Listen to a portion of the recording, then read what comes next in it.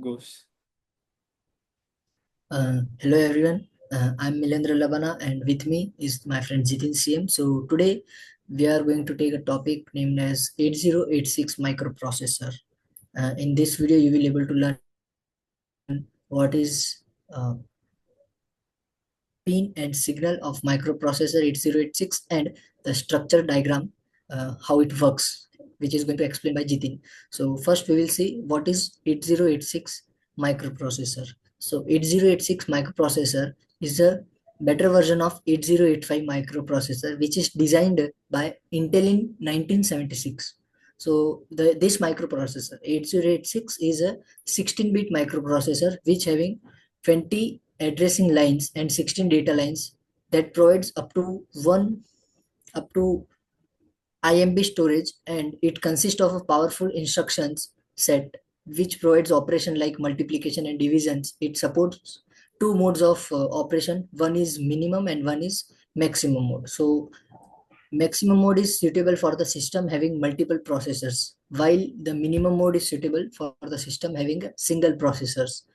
And few features are there for 8086 microprocessors, which are it have the 8086 microprocessor have an instruction queue which is capable of storing 6 instruction bytes from the memory, resulting in faster processing. So it increases the speed of processing which is in the CPU, and it was the first 16-bit processor having 16-bit ALU, 16-bit register, internal databases, and 16-bit external data bus, resulting in faster processing. So it will help to uh, enhance the speed of the processes.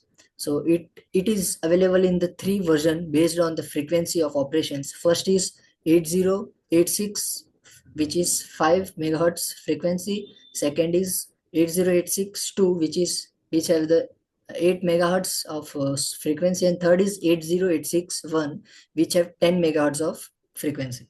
So it is uses two stages of pipeline. First is fetch storage and second is execute stage, so which improves the performance. The fetch stage can prefetch up to 6 bytes of instructions and stores them in the queue, and while the execute stage execute these instructions, it has 256 vectored interrupts, and it consists of 29,000 transistor.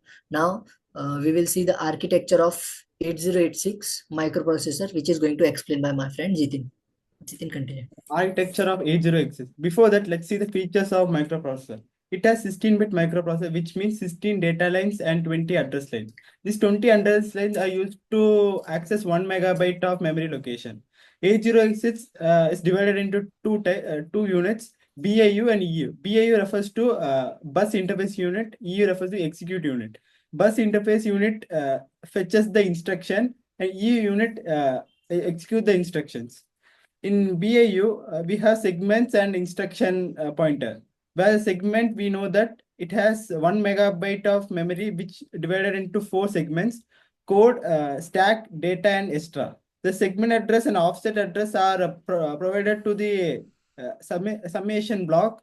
Summation block figures out the physical address. From the given physical address, we can fetch the data from the memory, and it is stored in the queue.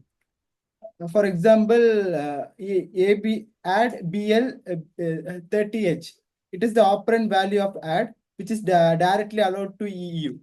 For example, if the given is not a data, for example, add BLCL, that instruction is given to the control unit. The control unit decodes what to do, and it is direct to the EU unit. EU unit, which is known as execute unit. In EU, we have 8 and 16-bit register. The last 4 register are offset register, and the other 4 are like divided into 2. 16-bit are divided into 8-bit and 8-bit. For the H is refers to high bit and L refers to low bit. When we come to ALU unit, the other part of it, where we can perform arithmetic and logical operations. Then comes the operand, which means temporary register. Flag register is indicates the status of the ALU result. That's it. Okay. So this is what Jithin explained right now to everyone. This is just a PDF form, so everyone can refer this. And now we will see the pin diagram, which is pin and signal for the microprocessor. So 8086 is the 40 pin deep.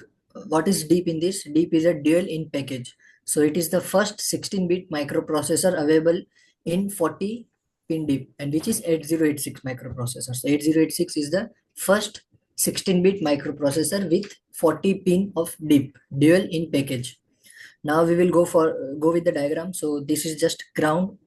uh, this is the multiple data multiplex, which is multiplex address with data buses, where you can see from 2 to 16 it is multiplex address, and here it is one as the 39 AD 15, and here are the four more. These four will known as die multiplex remaining 4 bits, which these 4 bits will be known as die multiplexed. Now, what S stands for? S stands for status signal. There are total 5 state signals, S status signals here. So, which are A16, A17, A18, and A19. And during the first cycle, it carries 4-bit signal, and after it carries status signal. So, after that, we will go with this BHE. What is the BHE stands for? It stands for bus high enable. It is used to distinguish between low bit and high bit for 16-bit external data bus of 8086. So it is the distinguish between the bits which is high and which is low. Now we will go with the red ready pin, which is used to activate low activate signal and insert some wait signals also. And if we can see here, reset is also there. So reset, we want to when we want to reset all the data in the process, so we will use this pin, and we want to make this pin active. When this pin will active, the CS, which is core segment, which will be FFF, 4 times F, it means full. The instruction pointer IP, which will be 4 times 0, 4 times null value, and data segment, extra segment, and stack segment also will be 0, 0. And it should be all flags should be clear in this reset pin, and the instruction will be in the instruction in the queue should be empty. There is no other instruction should be there in the queue.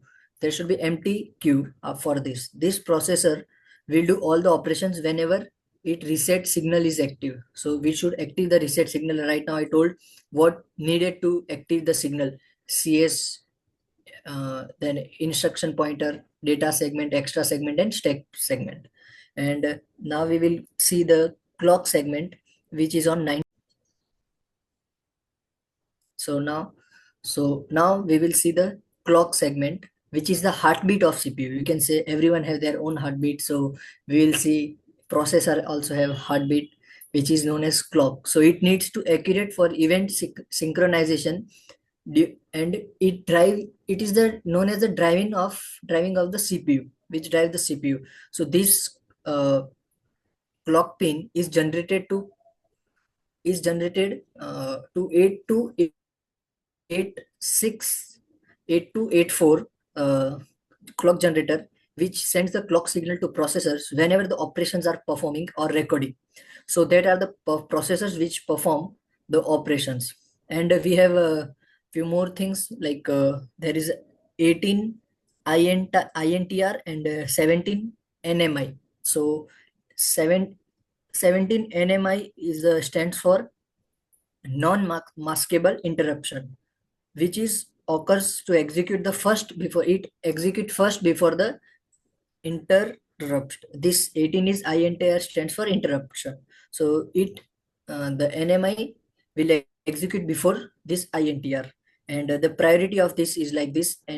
This is greater than INTR, and interrupt signal, whenever the interrupt is occur, this pin will become active.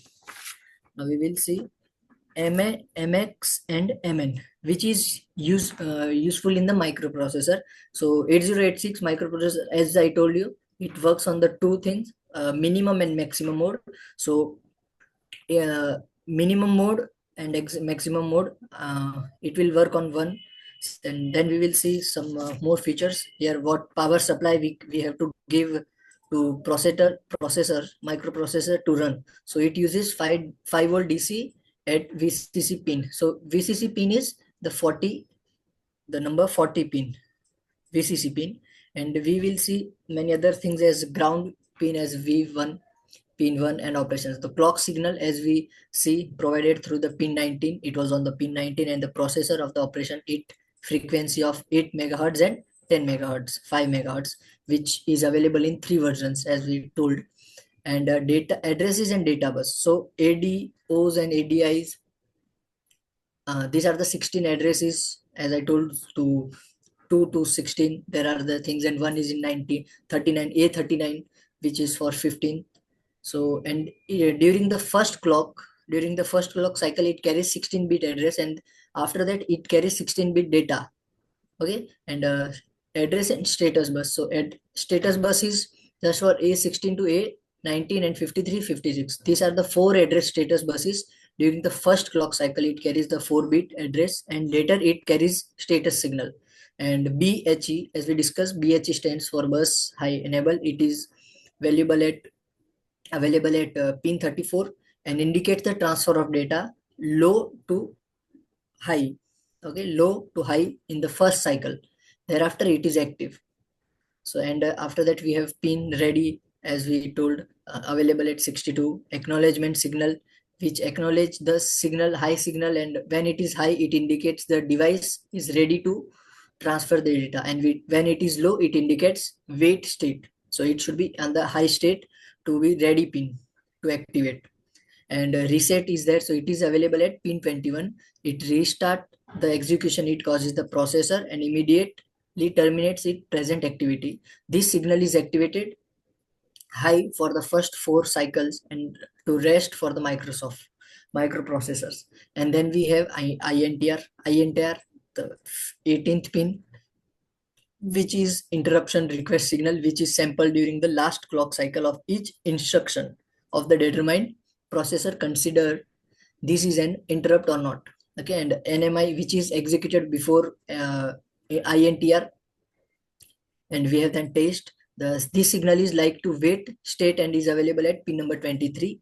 And when signal is high, then the processor has to wait for ideal state, else the execution continues. So it should be high to wait for the process, otherwise the execution will continue, it will not wait. And then we have INTA, interrupt acknowledgement signal and ID available at pin 24. When microprocessor receives the signal, it acknowledges the interrupt. So it will just carry the interruption. And then it is ALE, stands for address enable latch, and is available at pin 25. The positive pulse is generated each time the processor begins at operation. This signal indicates the availability of a valid address on the address and data lines. We have DAN, we have DTR, and we have AM and WR, which uses Lester user dosable, and I Melissa at 26. So it will be on the pin number 26, which is trans receiver of 8286. 8286 is used for clock, so it will just use to trans receiver. It will receive the data from the clock. It is, then we have WR, which is write the data into the memory or the output. Then we have 17th is HLDA. It stands for hold acknowledgement signal and is available at pin number 30. This acknowledgement, the hold signal, so it will hold signal. And the hold is also there, which indicates to processor that external device are requesting the access the data buses. It is available at pin number 31. So it will give the instructions, it will tell the processor that external devices have to access the data or address. Then we have QS1 and QS0. These are the queue status signals and are available at pin number 24 and 25. These are signals provided the status of instruction queue. Then we have lock pin, which is the signal is activate. It indicates the other processors not to ask the CPU to leave the system bus. It is activated using the lock prefix on the any instruction and is available at pin number 21. Then we have at last RG GT1 and RQ GTO. So these are the request grant signals used by other processors requesting the CPU to release the system bus. When the signal is received by CPU, then it sends acknowledgement. So RQ to has A. And that's all, my friends. This video is done by me, Milendra Labana, and Jithin CM. And hope you like this video. Thank you.